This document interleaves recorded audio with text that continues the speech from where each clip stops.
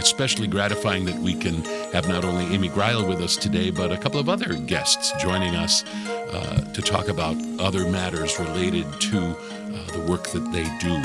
We have with us, and we'll introduce him a little more extensively in just a little bit, real estate attorney David Hughes, who will be talking on the important topic of how one can include a nonprofit organization in your own estate planning. And we'll be talking today with Jody Williams, who is a instructor in theater at Bradford High School. And Bradford High School happens to be the primary beneficiary or recipient, if you will, of one of the funds that is overseen by the Kenosha Community Foundation, the Marvin S. Martin Fund for the Dramatic and Forensic Arts. So we will talk a little bit about how that fund came to being in the first place and the way in which it has been a great help or will be a great help to the theater program at Bradford High School. So we're so happy that all three of you are here. And Amy Greil, let's begin with you, and welcome back to the morning show. Thanks, Greg. Remind our listeners on the most basic sort of level what the Kenosha Community Foundation is, and then we'll dig into the really lovely specific story of this particular fund. But first, in general, remind our listeners what the Kenosha Community Foundation is all about. Right. So the Kenosha Community Foundation is a nonprofit charity located right here in Kenosha to serve the interests of local philanthropists in the Kenosha area. Certainly, we want to direct our grants and scholarships to those worthy individuals and organizations working and living and pursuing their dreams here from the Kenosha County region specifically. We are about 100 years old, and we issue grants and scholarships from endowed funds. So those are funds ideally set up for forever, that would issue of the interest earned on the fund annually a grant or a scholarship. So it's a lovely partnership between a visionary donor or family and a grantee or scholarship recipient that wants to pursue their work, into the future.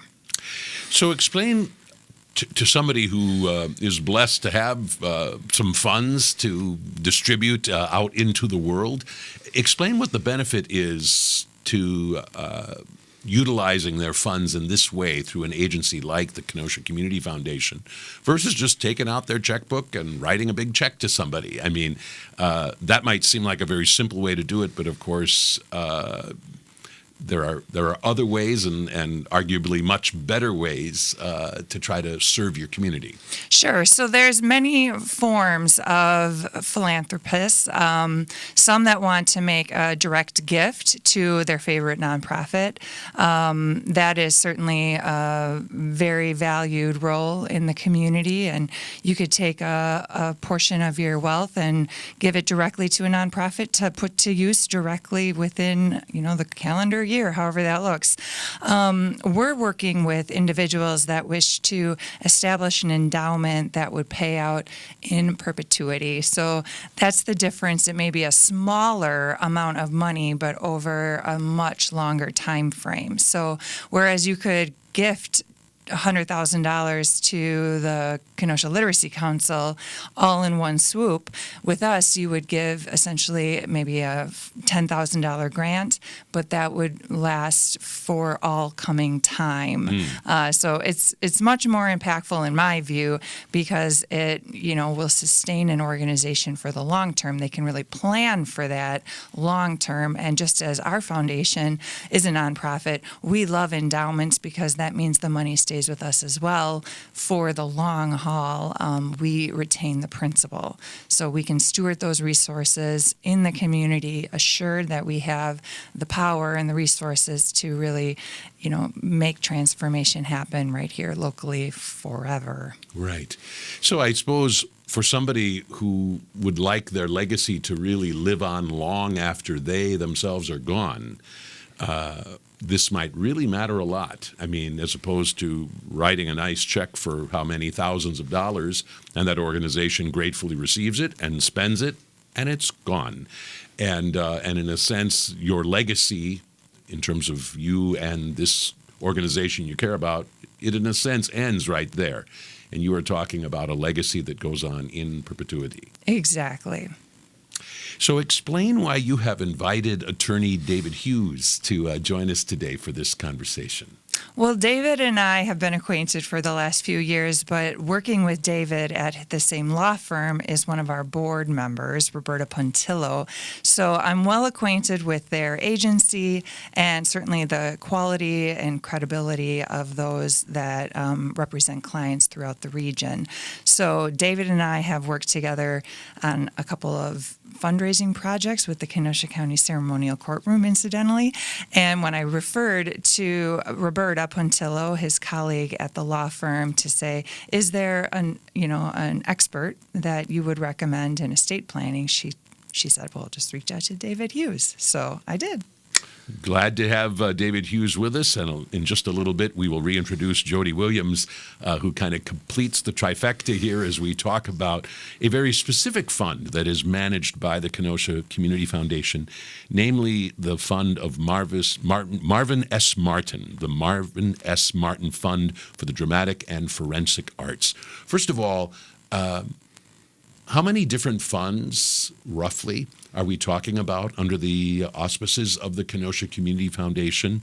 And how many of them bear the name of the primary donor? Yeah, we have about 60 what we call component funds. So even though all of our assets are pooled in a single investment vehicle, each fund is accounted for separately and certainly can be named for the fund holder, what we call the fund advisor. So all 60 of our funds have unique names reflecting the family traditionally or generally, but certainly we can name the funds, to suit the interests and needs of the donor. And I like this name because it is the name of Mr. Martin, but also very much spells out exactly what his interest was, his concern, his intention. Absolutely. I mean, for myself, I didn't even know that was a forensic arts. It introduces a new language. It's not like science, forensic, Yeah, something very different. Very different. So it's lovely that we're introducing a whole new almost language into our local foundation. So when somebody is wanting to set something up, are you sometimes sitting across the table from, for instance, Marvin S. Martin himself? Or in many instances, are we talking about one of his descendants? I mean, typically, when does this process begin in terms of setting something like this up, and with whom does it begin? That's a really, really good question, because in the 2 years that I've been at the Kenosha Community Foundation, I'm generally, over the last 2 years, been working with individuals that want to give in their lifetime. So they want to certainly be involved and give a gift that they can basically be involved with and perhaps get to know the student that's receiving the scholarship or get to know the nonprofit that's receiving the grant. But most community foundations, their bread and butter really is this what we call legacy giving, where it comes through the estate plan. I guess it's not unfortunate, but it's just an unrealized opportunity so far that the Kenosha Community Foundation has really leaned into this legacy giving, where we can equip individuals to think much more long-term, and ideally the gifts are much larger and more impactful if they're given after death, when the full breadth of their wealth is realized. And I think it's generally that's the ideal, is to work with legacy giving. Very good. So maybe you can kind of introduce us to this particular fund just a little bit more, and then we're going to turn to attorney David Hughes to find out a little bit more about kind of the mechanics of how something like this gets put together. Sure. So basically, it was a short encounter because this particular trustee on a trust reached out to me with full awareness of what they wanted to do and had done a lot of the investigating on their own time. I mean, many times people will come to me and say, well, this is what I'd like to do, find a way to make it actually happen locally. And then it's me picking up the phone, making a lot of calls and trying to find out exactly how do we realize this intention.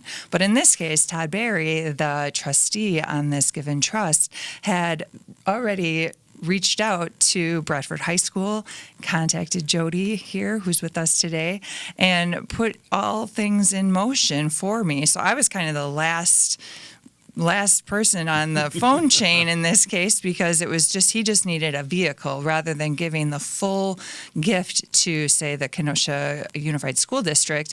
He said, well, why don't we take a quick detour and endow this and invest the assets? And then, so it was kind of almost like an afterthought in our case, but nonetheless, we're thrilled, that somehow, some way, the credibility of the Kenosha Community Foundation was introduced into this conversation and really added value to the whole process. Absolutely. And by the way, we probably haven't taken sufficient time to talk about that whole matter of investment and the fact that when you are, in a sense, entrusted with somebody's assets, that you do things with those assets that they themselves probably could not do. And that's a really important component in why this might really make sense for somebody to do. Absolutely. Without the interest earned on the establishing gift, it really would prevent us from making that grant or that scholarship award. So with the interest earned on the asset, we assume historically it's always been a roughly 5% market growth year by year. So that's historically what we would call our distribution or spending policy. So we can turn around, take the asset average of that particular fund, take 5% of it, and then issue it out to the community nonprofit or public institution in this case that's going to put the money to work. So and there it goes. Very good. Well, I think it's probably time for us to bring in Attorney David Hughes to help us understand some of the mechanics of how this works. And David, I want to make sure that you have a chance to clarify something that I asked you about before we even went on the air. I asked you if you had had any hands-on participation in the creation of this particular fund that we're kind of focusing on today, the Marvin S. Martin Fund, and you actually pretty firmly assured me that the answer was no, that in fact, if you were, you probably wouldn't be here talking, because these kind of conversations are typically privileged and privileged private conversations, and you wouldn't be sharing freely this kind of information, potentially sensitive information shared by a client. That's absolutely the case. Very good. So tell us a little bit about the work that you do at your own particular law firm. So I'm an attorney, and I specialize or focus my practice on a number of different areas, but what's relevant to us today is my focus on estate planning and on estate administration. Estate planning is the process by which a client would come to me or another attorney and look to make a plan and prepare for the disposition and transfer of their assets after they pass away. Who do I want to receive my funds? And from my perspective, how are we going to make sure that those assets get transferred from where they are to where the client wants them to go? Mm-hmm. The flip side of that is estate administration. After somebody has passed away, an attorney like me or someone else will work with the clients or the former clients, loved ones, and family to figure out what they had, what they wanted to do with their assets after they passed away, what structures did they put in place to transfer those assets, and then take things from where they are to where they're meant to be. So most people have heard about people having a will. So what is the relationship between somebody's will and what you are talking about in terms of setting up trusts and that sort of things? Is that something that's part of someone's will or done in conjunction with the will? They are related concepts, and without getting too deep into the weeds, a will is one way to set up an estate plan. In using a will, you are committing yourself to transferring your property through what's known as the probate system, which is a court-supervised process for transferring certain assets that are subject to court supervision and then transferring them to their ultimate beneficiaries as designated by the will. The alternative is what estate planning attorneys call non-probate transfers. Those are transfers that would occur outside of the probate system and without the supervision, oversight, and perhaps sometimes burden that comes along with a probate administration. One of the common mechanisms or common arrangements to make a non-probate transfer is something called a trust, which a lot of people have heard about, and it's worth explaining what it is. A trust is a special arrangement or agreement made between three people. There's a settlor, there is a trustee, and there's a beneficiary. A trust gets created when the settlor gives property to the trustee, and the trustee doesn't own that property themselves or for themselves. That property is held in trust for the benefit of the beneficiary.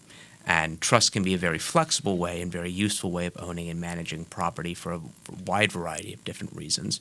But in estate planning context, what's usually happening is the settlor is giving property to the trustee, who is also themselves to use for the benefit of the beneficiary, who is also themselves.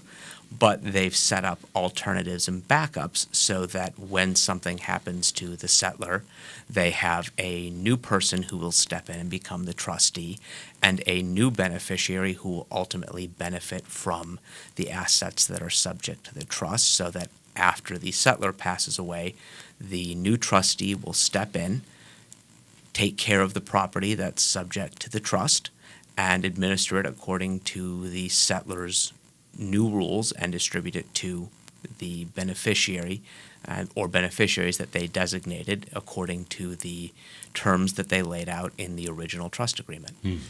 And what would you say are the primary advantages to somebody doing that, or what sort of a particular purpose would it most often serve to create a trust like you just described? So there's two principal advantages from my perspective. The first is that by setting up your estate plan to use a trust, you can avoid the probate system. Right. Which allows you, in many instances, allows your beneficiaries ultimately a somewhat faster and more efficient way to manage and oversee the transfer of your assets. There's also coordination benefits, as I like to describe them. If you're using a trust and you make the appropriate arrangements to have all of your assets transferred through that trust, you have a single vehicle or I sometimes like to call it a single dial. You have one dial with which you can control and arrange the disposition of your assets after you pass away. So you're not arranging a transfer of a bank account here and a piece of real estate there. Everything is under one umbrella, and you can make all the adjustments in a single place. If you decide I'd like to leave more to one person, or perhaps in Marvin S. Martin's case, over time you decide I'd like to endow a fund or leave a legacy to charity, you can use your trust to make that arrangement. How complicated and lengthy a process are we talking about in terms of setting up a trust? How many meetings, for instance, are we talking about, and how many documents are we talking about that must be created? The process itself is fairly simple. From my perspective, and when I work with clients, it's usually a three-part process. Part one is an initial meeting where you and the attorney sit down, or the client and the attorney sit down, have a conversation about what you want to accomplish, how you want your assets to transfer, who you want to receive them, and just as importantly, who you want to be responsible for overseeing that process after you pass away. After you have that conversation and explain to the attorney what you want to accomplish, then your attorney takes that information, goes back into their office, and turns that initial description, that explanation, into a set of documents. And the specific documents involved vary from client to client and situation to situation. Sure. But the important one that you're going to be looking at is the trust itself.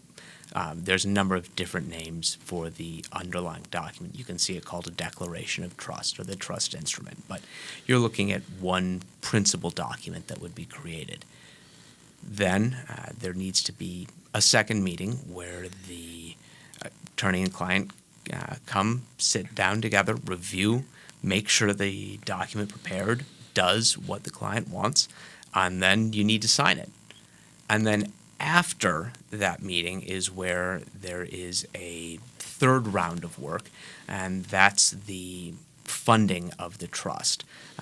I always like to explain that a trust is a little bit like a tropical island in that you can have all sorts of fun and interesting things set up to happen on and in the trust. But a trust can only affect property that is subject to the trust. So after you've created the trust, as a client, you need, or as someone with a trust, you then need to make arrangements to make sure that your property gets into the trust at or before your death. As I like to say, you've got to make sure you get those assets on the boat to Trust Island. And so are we talking about dealing with your bank, for instance? And It would be conversations with your bank, with your financial advisor, with your broker, with perhaps your HR department at your employer. If you have a 401k or retirement benefits or insurance benefits, it's your employer. And as part of my practice, and most other attorneys will help walk you through the process. Unfortunately, we're not able to do it for you because if I were to call up one of my clients' banks and say, we need to make some adjustments to their beneficiaries or to how their assets are owned, most banks are not going to take that call without a detailed authorization from the client. It's generally more efficient for me to provide the instructions to the client on take this paper, take this set of instructions, hand it to your banker and say, this is what we need to do. If you have any questions, please give my attorney a call. And there it is. And good things ensue. For those of you just joining us on the Monday morning show today, we have with us not only Amy Greil from the Kenosha Community Foundation, but attorney David Hughes, whom we've just been hearing from, who does considerable work in terms of estate planning and helping to set up trusts and so on.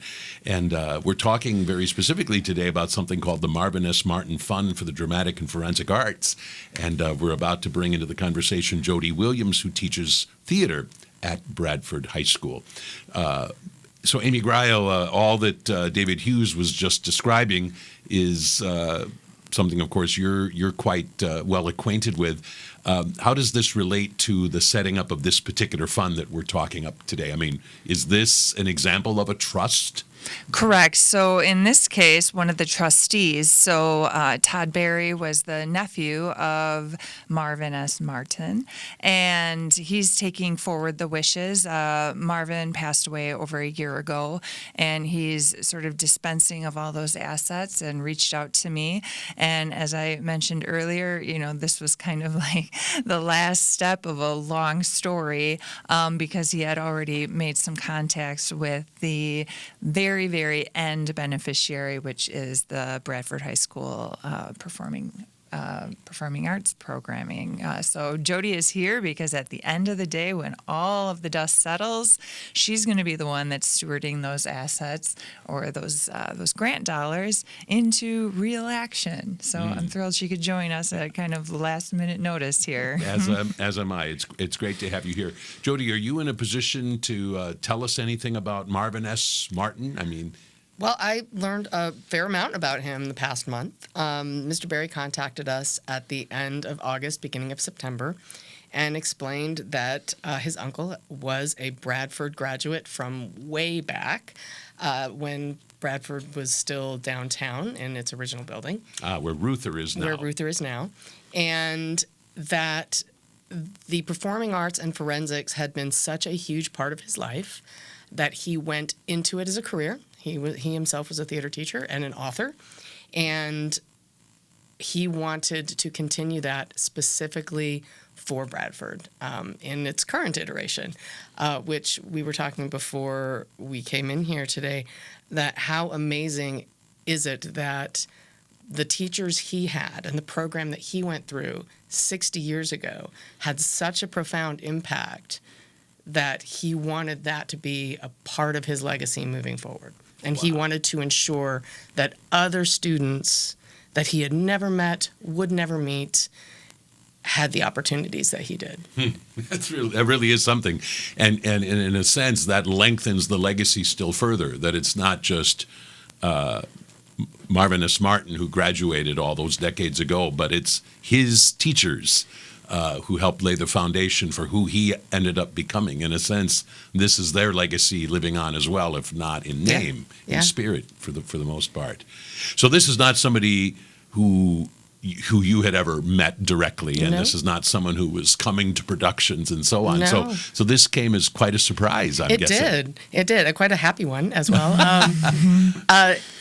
So when Mr. Berg came to us, he asked us what it was that we didn't know at the time that it was going to be an endowment. He just said, my uncle passed and he wanted to, leave money to the program, and asked us what we needed and how we would envision using those funds. And so we sat down, myself and my colleague Christy Geidner, and went through, well, what do we need and what would the impact of spending the money in this particular way be? And we created a list, and we kind of picked our top 3. And then we went back to Mr. Berry and said, well, here's what we're thinking. And what we decided really lined up with what he wanted. And I'm not sure if that's what he intended when he asked us to put together the list, but he really liked what we landed on, which was creating a guest artist position. So the idea being that's really where we felt it would impact the most students. Because if we have a guest artist come in, they can work with a large cast, they can come in and participate in classes during the day, which for us are 2 different groups of kids. And we could put it into equipment, but the students aren't necessarily going to feel that impact the way they would if they were working with an outside director, an outside choreographer, or a music director. And we've had some really fabulous guest artists come in from Milwaukee and Chicago in the past to work with the kids. And we are just thrilled that, first of all, that this is going to bear his name, because the gentleman deserves to be remembered for gifting this kind of opportunity to students moving forward. But also that we hope we can create something that will have a reputation that people will want to come in and work with us, and people will want to come in and make that impact on a large group of students. So, and Mr. Berry really liked that idea. That's great. Amy Greil, when somebody comes to you and are setting things up, typically is it the way Jody Williams just described it most of the time, that conversation happens in a sense away from the Kenosha Community Foundation? Or sometimes are you also a part of those conversations about exactly how should this be used and what did the donor most intend? Sure. I've been at the foundation just 2 years, and in philanthropy, that is like a breath. That is nothing. Okay. So, my experience has been so limited thus far with individuals that are talking about legacy giving and estate planning. However, it's happened on a couple of occasions where they're really like sort of brainstorming with me, and I'm sort of presenting opportunities and options, and doing a lot of the legwork, as I said, for them. But certainly this is fabulous when the trustee, the donor themselves, is so committed and so determined to actualize like these wishes. It's extremely powerful to observe at my seat that it wasn't half baked. It wasn't asking me to define things for them, but really a determination as far as we know what we want, and let's make it happen. Right. Well, and I appreciate the fact, Jody Williams, that you and your colleagues thought about this long and hard, and clearly feel really good about coming up with something that you feel like really aligned with what Marvis S. Martin might have really wanted and would have really appreciated. And I could imagine a lot of scenarios where somebody might not take the time and think about it in those terms, but you and your colleagues clearly did. Oh, it's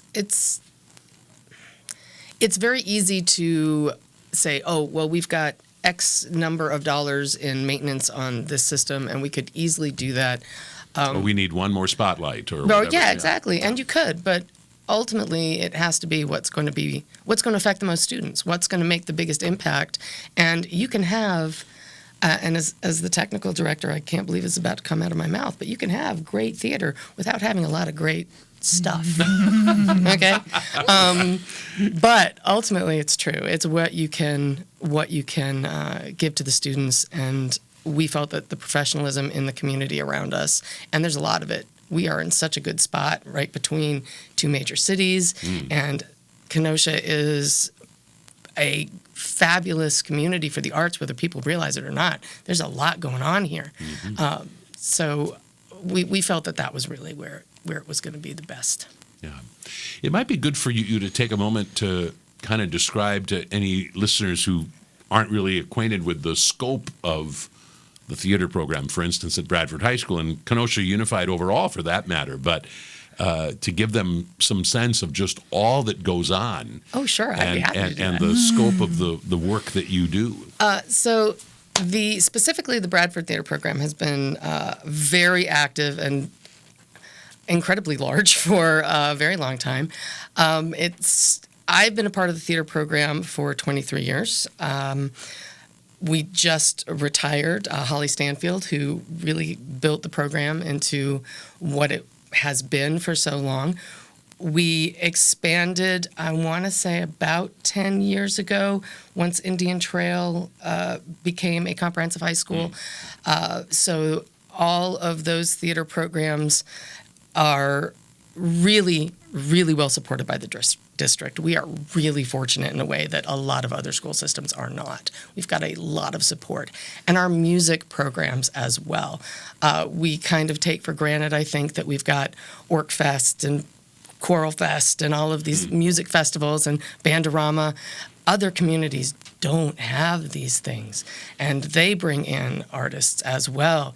It is such a unique program, and even expanding on that, Carthage has a fabulous concert facility. Parkside has the range. We've got so much going on in this town, and I'm just thrilled to be a part of it. I mean, we stayed. When I started working, I was commuting from Milwaukee. We eventually moved down here. My sons went through the theater program here, and I tell people my son's theater habits supported his psychology habits. So, that's how he got scholarships for college. Yeah. So it isn't just about producing performers. It's about creating great kids who go on to be a part of the community in bigger ways. Sure. Well, and of course, so much of this kind of high-level theater is about community. Yes. It's about collaboration, and so it's an absolutely stunning example of that. So over the course of a school year, then, give our listeners some sense of just how much theatrically happens at a place like Bradford. Well, Bradford we are doing 5 shows this year, which is on par with what some professional theaters do. I'm saying the number of shows is on par. We are working hard to be upper level, and we always are when you have a rotation of students that come in. And the same quality-wise with the other 2 schools. They are incredible programs, and they have great teachers. We do 3 main stage productions, which requires a lot of effort. We have daytime students who build all the sets. We bring in guest designers to work with them. And we are committed to live musicians, so that is something else that we bring in live pits for the shows. We have a small theater. We have a studio theater as well, so we'll be doing 2 productions in the studio theater. We compete. Our first competition is coming up on October 26th. We'll be competing in the Wisconsin High School Forensics Association. I think the name of that just changed, and I'm going to really kick myself for that one. But they compete regionally, sectionally, and then hopefully statewide. Students can compete individually at that competition and then move on to national scholarship competitions. We are participants in the International Thespian Festival. We have gone every year for many, many years, and then we went every other year because they changed the rules. So we couldn't go every year, but we always found a way to get students there in some way. Indian Trail and Tremper are taking a show to Scotland this year to participate in the Fringe Festival, which is huge, and that will be end of this school year into next summer. They'll be doing that. It's a lot. Yeah. It's a lot. And you've just touched on something else that I don't think should be taken for granted, and that is the fact that although there are certain things that happen on your stage versus the Indian Trail stage versus the Tremper stage, that one of the loveliest things about this whole theatrical matter in Kenosha Unified is the way in which we have students fluidly moving from high school to high school. That is, not every student in the cast of a show being done at Bradford is necessarily a Bradford student, but might be from other high schools as well. Correct. We made the commitment that we wanted students to have the best opportunities, and that we want them to work with multiple directors. We have lots of gifted directors in the district, and students can audition for any of the shows and be cast in any of the shows. This is the best way to put it. It's sometimes transportation-wise, we try to work with students on that. A lot of times, just for mechanical purposes, the freshmen will end up kind of at their home base schools, but certainly not a hard and fast rule. But yeah, and that is something unique to Kenosha Unified. We have a lot of schools outside of our district that say, how do you do this? How does this get supported? And they will ask us kind of for our model. And we do audition as a group. We do all of our auditions, not all of our auditions, but a large portion of our auditions happen together, so everybody sees all the kids. And we are certainly sending kids in different directions. Right. If we think that a student's going to be particularly good in a role at Tremper, then we'll say, hey, you should go talk to Nick Cicerelli over at Tremper. And we'll send them in that direction if we think that's going to be the best opportunity for them. So it's not like football. No, I mean, no. we don't see Indian Trails and Bradford transferring players back and forth, though we have an extra kicker. No, it's just, I mean, so there's just this lovely cooperative, collaborative community model, and it's really about a culture that's been created chiefly, I would say, by Holly over the years, but all of the participating teachers in the entire theatrical program of Kenosha Unified have in a sense bought into that and made it an amazing reality over the years. Yeah, so. and it works for everyone. It takes a lot of work on the part of the adults. Right. It takes a lot of work on the part of parents. I mean, I cannot diminish the role that parents play in getting their kids all over town to these things. But it is a really unique experience, and we are thrilled to talk to everybody everywhere we go. At every conference we go to, and people say, how do you do that? We will talk their ear off about it. So. Well, it is a feel-good story for sure, and such a success story on so many levels, and especially the way in which the students are being so splendidly served. So, Amy Greil, tell us more about kind of the kind of mechanics by which this Marvin S. Martin Fund is functioning at the moment. I mean, like, has the first check been written, or is that yet to come? And how will this sort of look over the coming years? Sure. So the first step in our process at the foundation, after the preliminary conversations, is to set up what's called the fund agreement. In that agreement, that is a technical, legally binding document that establishes the name of the fund, the terms of the fund. Is it endowed? Is it what's called a spendable fund? Kind of the conditions that those assets are transferring from the individual to the Kenosha Community Foundation. There is a legal transfer of assets, so it's not as though you give a gift and then you can retain control and tell us what to do with it. It has to all be in that fund agreement. How do you want that gift to serve the community? You got to throw it all in, front load it, and then the signatures of the donor and the signatures of our foundation that we actually will bring that fund agreement, we actualize the fund agreement, and then the establishing gift is is crucial because that's when everything kind of clicks into place, where that establishing gift will now create that level of principal. We would not be issuing a grant if the value of that fund drops below that establishing gift.